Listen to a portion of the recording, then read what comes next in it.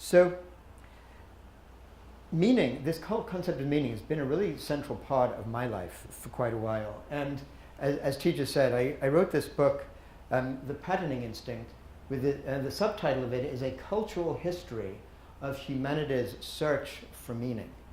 And it's a book that got published just a couple of years ago, and it looks at all the different ways in which different cultures have basically structured meaning into, or patterned meaning into the universe from the earliest times, from when our ancestors were hunter-gatherers to when farming began, agriculture about 10,000 years ago, and how that changed a sense of meaning, and then how in modern times, with the scientific revolution the last few hundred years, a different way of making meaning from life has emerged.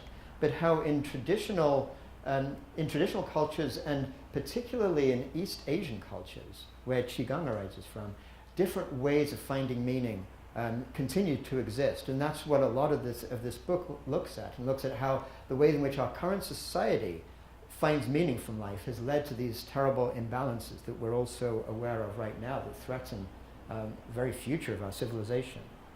So I wanted to tell a little bit about how I came to start exploring this question. And well, here's a picture of me actually about 20 years ago or so, when I was actually in the earlier part of my life. I had started an internet company back in the first days of the internet phase, and was taking it public, and here was I on TV talking up my company, all this kind of stuff. And a lot of things happened to me shortly after that caused a lot of things in my life to feel like they were falling apart, like personally, and the company I'd created, and all kinds of stuff. And I went through a time when I asked myself that question I was just inviting you to ask very deeply. What does meaning actually mean to me? What do I want to do with my life that's truly going to be meaningful? And one part of my own answer to that question was this kind of conceptual journey I went through over the years, really trying to understand what is this source of meaning, what we're told about meaning, how can I believe that? Where does that come from? Going all the way through human history and complexity science in modern times, leading to me writing this book, The Patterning Instinct. And at the same time, I went through a kind of parallel or interweaving experiential journey where I was discovering Buddhism, meditation, and Taoism, yoga, and so central for me it was discovering Qigong. And these two kind of journeys interweaving together led me to put together this kind of worldview, if you will, or approach to practice that I call Liology, that I'll be talking with you about, which integrates both of those kinds of journeys into one. But let's begin with something that we all know and love in this group, is our Radiant Heart Qigong. And I think probably if somebody asked you what is Qigong at this stage with Teja's instructions, you'd probably be in a good place to say, well, basically it's the skillful mastery of Qi. As you know, the word Gong actually means that's kind of skillful mastery of a particular practice. But then we might ask, well, what is Qi? And in answer to what is Qi, one of the things that I discovered as I went through looking at early Chinese thought it's a sense of where this actually, what this concept of Qi really comes from. Turns out that in the very, very earliest of times, in early Chinese culture, the way they first see this word used is actually like the vapors coming from rice cooking, is the way that the word Qi is used. And then over time that got to be interpreted as things like wind or breath or like the human spirits. And then from that idea came this idea of Qi being like our strong emotions, sexual arousal, or life itself being Qi. And if you look at the kind of earliest traditional Chinese views of how the universe essentially got created, they had this notion that initially it was all like this undifferentiated Qi. And the more refined versions of Qi became things like spirits and life force, and really became what the heavens was made of. And denser versions of Qi would then condense into things like the earth and the mountains and rocks. And they saw humans as kind of existing somewhere in between those two. That's the Chinese sign for human there. And as humans, we have this kind of connection with that more refined version of qi and the earthier, more condensed version of qi. We're sort of there in the middle between those two. And then about 1,000 years ago or so in China, there was a period called the Song Dynasty. And what I found so fascinating, this really became a huge part of my own research and my own kind of life's work, is it turns out the philosophers for a couple of centuries during this period synthesized early Taoist ideas with Buddhist ideas that had migrated to China from India initially, and traditional Confucian ideas. And they put together what they called the school of the Tao, that nowadays is known kind of by scholars as like Neo-Confucianism. And what's so interesting is that these Neo-Confucians, as they're called, they started from this basis of the traditional Chinese understanding that basically all matter and energy, anything that can be felt or sensed, was qi. Qi is everywhere in the universe. But just as importantly, they looked at this notion that the qi has to be organized in certain ways for us to actually be able to experience it. And the principles according to which all that qi is organized, they called li. That's their word for essentially the organizing principles of all the qi of the universe. And what they saw was that if you took all of that li, all the different patterns of organization everywhere, from the smallest to the largest, you could understand that being the Tao, that sort of mysterious word, the Tao, like it's all the patterns of organization of the entire universe.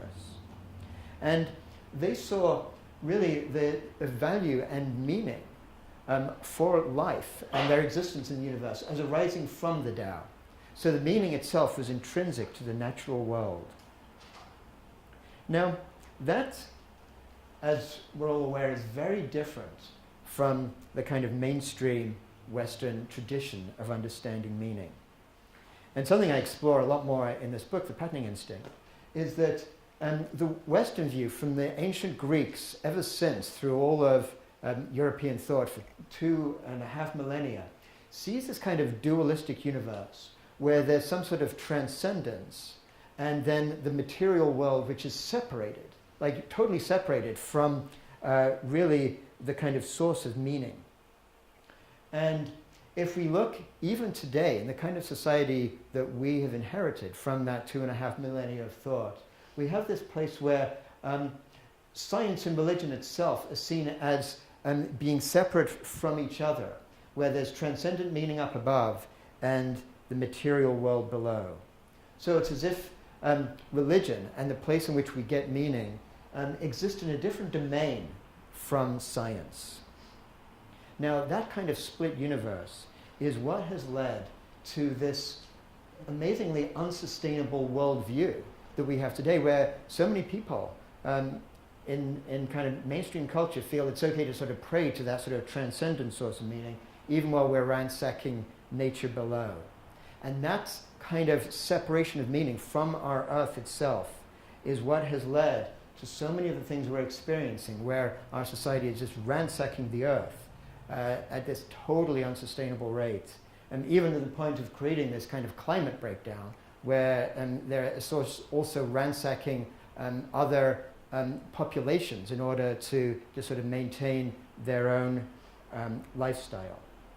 Now, underlying all of these ways in which our world is working right now is this way in which our way of our sort of scientific worldview that is taken for granted around the world essentially rejects meaning in the universe.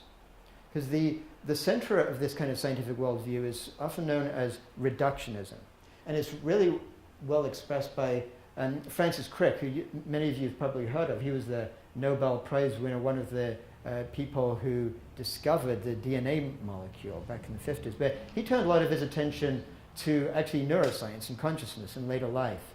And he describes what he sees as his great discovery about that is, as in his words, you, your joys and your sorrows, your memories and your ambitions, your sense of personal identity and free will are in fact no more than the behavior of a vast assembly of nerve cells and their associated molecules. There's this amazingly clear description of this reductionist point of view. And of course, he's not alone. There's so many mainstream scientists who talk about the same thing. This is another Nobel Prize-winning physicist called Steven Weinberg, who looks appropriately sad in this picture when you look at what he has to say, which is, the more we know of the universe, the more meaningless it appears. Now, as I was going through this search for meaning of my own that I told you about years ago, I wanted it to be really kind of rigorous. And so I did all this reading in science, and I came across this kind of approach to sort of scientific understanding. And I felt kind of blocked a little bit. Because for me, what I was looking for was a source of meaning that was coherent, so that didn't require great leaps of faith. I wasn't going to just listen to somebody tell me, don't worry, there's a God or there's some force out there, you can just trust me, you can believe in it. I wanted to really have a sense of why I could. And something that existed across the different domains of human understanding. So rather than that split between mind and body, or split between what we do in our vocation and what else is out there, all these splits, something that really connected everything. And that allowed me to integrate all the different parts of my own being. And that's what I was looking for. Ken felt sort of stuck with this reductionist point of view. And then I began to discover different approaches to science, equally rigorous with their own whole roster of Nobel Prize winners. But we can sort of view these as really sciences of connection, rather than these kind of sciences of separation that's like reductionism. And oftentimes people talk about these kind of sciences as systems thinking. And you might have come across these in your own life at different times. There's systems biology, complexity science, chaos theory. These are all different aspects of this science that looks at the connection between things. And what these sciences all have in common is this recognition that everything in the whole of life is connected, but oftentimes in non-linear ways.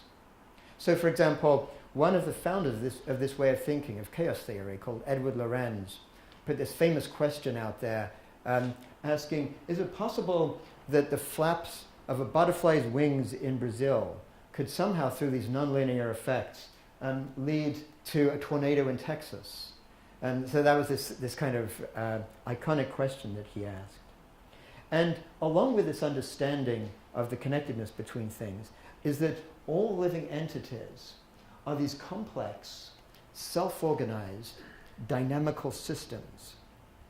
And crucially, the interactions between things tell us more about them than the things themselves. So whether we're looking at like starlings flocking in the sky, or like schools of fish in the ocean, or just the ripples of sand dunes, or the whole system of the Earth, or even going outside of the Earth, looking at the ways in which galaxies themselves organize, there seems to be these patterns of connectivity that seem to hold some significance beyond what these actual, what these things are actually made out of. And there's one way you can really get a sense of this yourself. Maybe just for a moment, think about a picture of yourself when you were a little child. You close your eyes if you want, or just think about just some image of yourself you've got now, like of yourself as a little kid. Here's actually me as I was a kid. Now, what's amazing when I look at that picture, I know that that's me. That's me as I was as a kid. And yet, virtually all of the cells in that little kid are no longer in me now. There's a few cells that stay within us all of our lives, but even those cells are always changing what they're made of. So I can say for virtual certainty that there's not a molecule in that little kid then that is in me now. So in that sense, the chi, the stuff of that kid, is nowhere in me. And yet that kid is me, and the memories of that kid still can stay within me, and the things that affected that kid are part of me now. So what is it that connects me with that little kid? It's the Li. It's those organizing principles of the way all that stuff relates to each other that turns out to be actually more stable, more meaningful than the stuff that kid was actually made of, or the stuff that I'm made of right now. So as we look at that sense of connections, we begin to sort of say, well, what is it about these connections that make that happen? And what systems and connective sciences tell us is that as the number of connections increase, they lead to a phase transition in any kind of system. And out of that phase transition emerges a whole new meaning arising from the connections themselves. And we see that all around us, basically everywhere we look. For example, when words connect, language emerges. When computers connect, well, the internet emerges. When organisms connect up, an ecosystem emerges. And when within our own brains, when neurons connect, ultimately consciousness emerges. So this is one of these great understandings from this science of connection. And another is that no system is autonomous, but always connecting with other systems. So this is like an image from molecular biology where they're looking at how different microsystems connect within an organism. And out of that comes this amazing concept that each system is fractally connected within larger systems. So some of you probably already know what a fractal is, but if you don't, a fractal is a pattern that repeats itself at different scales. And when you see fractals, it indicates self-organized activity, and we see it everywhere in the natural world. We see it in the shape of coastlines, in the patterning on leaves, see it in how lightning bifurcates, and we see it in all the different connections in our lungs. And again, we see that fractal kind of connectivity within neurons. And as life scientists and systems biologists start to look at nature itself, they see it as a fractally connected organism. So you can actually begin to understand each cell on all of life, all the earth, being part of organisms, and those organisms being part of community, and each of those communities part of an ecosystem, and ultimately each ecosystem as part of the whole Earth system, or Gaia, as sometimes people will give it that name. So now, as complexity scientists have tried to understand all this, they've kind of started to look for a framework for all this new understanding in the last few decades of modern systems theory. This is one of the leading thinkers in complexity science. His name is Stuart Kauffman. And in one of his books, he writes this kind of musings, if you will. He goes, what is the weave of these connections?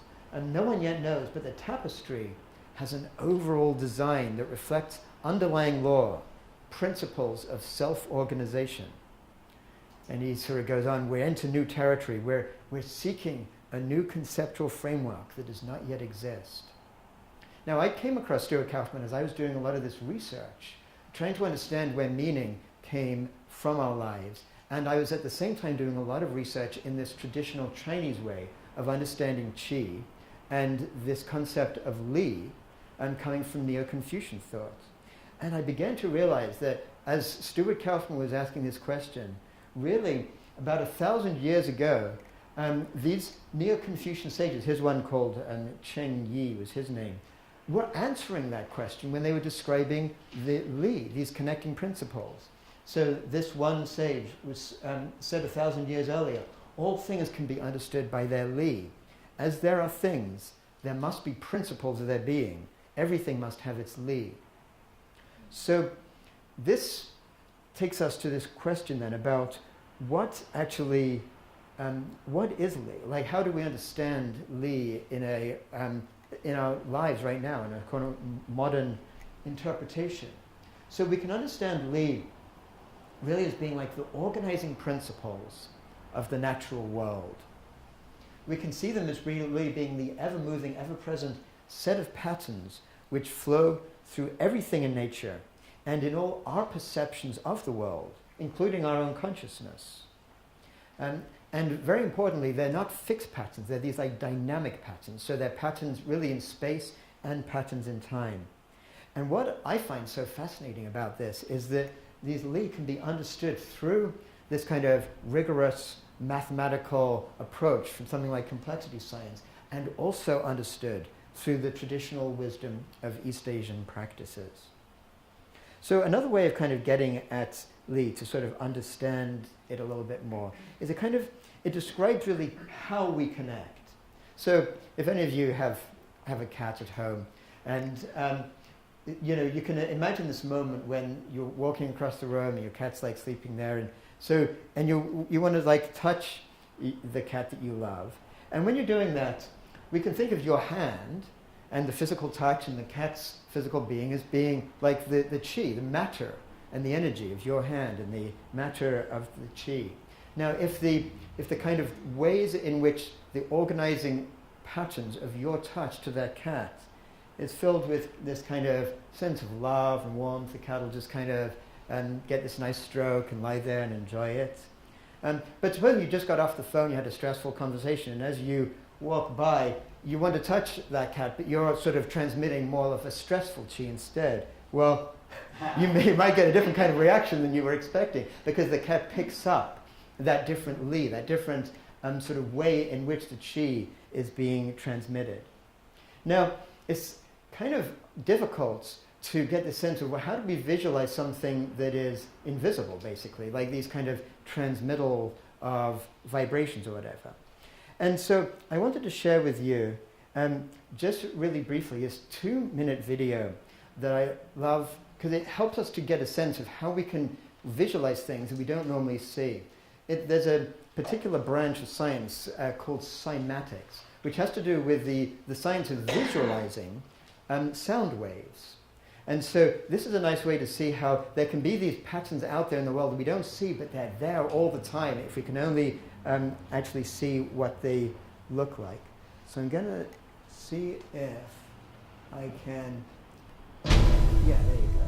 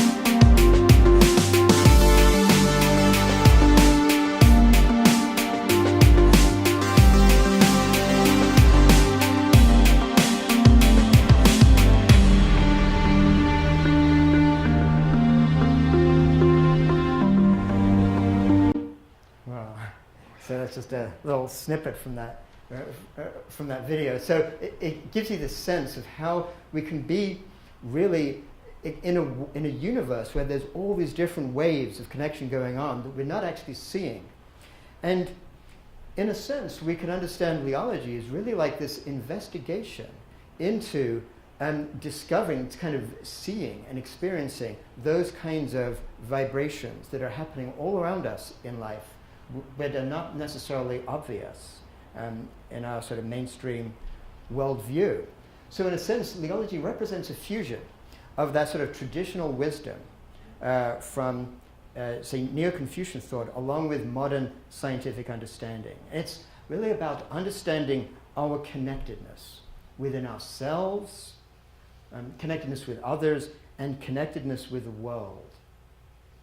So we can think of Liology like a framework for experiencing life in an integrated, embodied, and connected manner. And the concept of Liology is really like a practice. It's this practice of actually integrating that meaning throughout one's life, with the recognition that the most profound meaning in life arises from our intrinsic connectedness. Connectedness with every cell and integrated system within our own bodies, and connectedness with every living entity in the natural world that we're embedded in. And that connectedness carries with it implications. That really everything you do in your life creates these Li ripples which affect everything else in the universe. So there's this kind of fundamental principle, if you will, of the ultimate connectivity of everything in the universe. And as you begin to sort of ponder that, you sort of get to realize that really it's like we exist in an ocean of Li, where each of us are continually being reformed by the Li ripples of those around us, even while our Li ripples are simultaneously reforming other people. So those Li ripples can begin within each of us, and they extend through the world. And equally importantly, they extend through our society. So this kind of approach of Liology really helps us to connect the different parts of our human experience, really in this kind of network of meaning, whether it's in our vocation, or in our family, or close relationships, or engagement with community, or just doing our day-to-day activities, or our internal experience. And it enabled us to start looking at how all these things connect up, and how meaning arises from all of that stuff together. And the practice of Liology begins with core values. One is the recognition of our connectedness, which really we can understand with the simple word love. That love is really the recognition of our connectedness. And then there's this embodied experience, this physical embodied experience of our connectedness. And we can understand that as really being this other core value of harmony. And finally, there's this really important place for kindness arising which can be an expression of our connectedness. Because oftentimes we may not be actually recognizing that connectedness explicitly in our minds. We may not be feeling it, but we always have this ability, this potential to express that connectedness through this core value of kindness. And those three values together can lead to really a life of sustained well-being, which then brings us back to our Radiant Heart Qigong, and this kind of realization that, in a way, the skillful mastery of Qi, that Qigong is all about, can also be understood as really the skillful mastery of the Li that connect the Qi. It's really another way of understanding what Qigong is. And once we get that, we can see that we can actually take these principles of Qigong that Teja is offering to us and apply them to other aspects of our life outside of the studio. So we see this in some of the principles of Radiant Heart Qigong. And what we can do is, for a moment, I'll just go through each of the principles one at a time. And as we do that, just consider in your own minds how those principles that you're learning right here in the studio, but how they can apply to all those other aspects of your life that I've been kind of touching on. So, beginning with this principle of relaxed intention, undertaking actions with ease, not forcefulness. And then there's the principle of being present, that direct experience of our interconnectedness. And then, of course, there's practice underdoing, staying within that 70% of our capacity. So in each of these cases, how can that be applying to other parts of your life? Dynamic relaxation, attention without unnecessary effort. Feeling a sense of openness, being connected to the intelligence, the intrinsic intelligence of the Tao. Feeling poise, grounded, centered, dignified presence, and listening to the Qi, trusting your natural intelligence. In each of these cases, we can apply these to all these different parts of our life. And in fact, in a few